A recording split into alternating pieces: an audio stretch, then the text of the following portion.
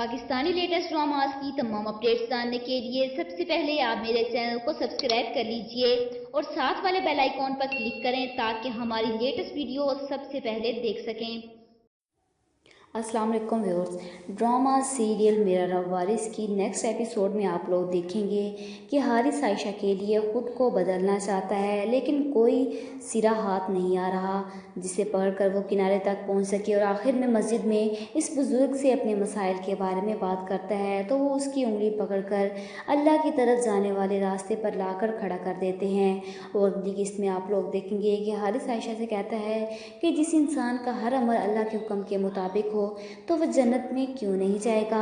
जवाब में आयशा कहती है कि इसीलिए मैं आपसे कहती हूँ कि ख़ुद को इस सिले का हकदार बनाएं कि वह जन्नत ही कैसी जन्नत जहाँ पर आप मेरे साथ ना हो।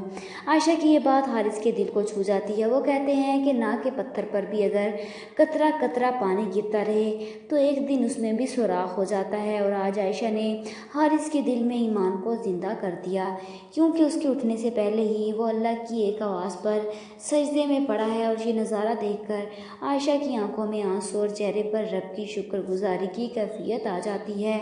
लेकिन हारिस की माँ और बहन को पता नहीं क्यों हर वक्त आयशा के पर्दे से तकलीफ़ होती है।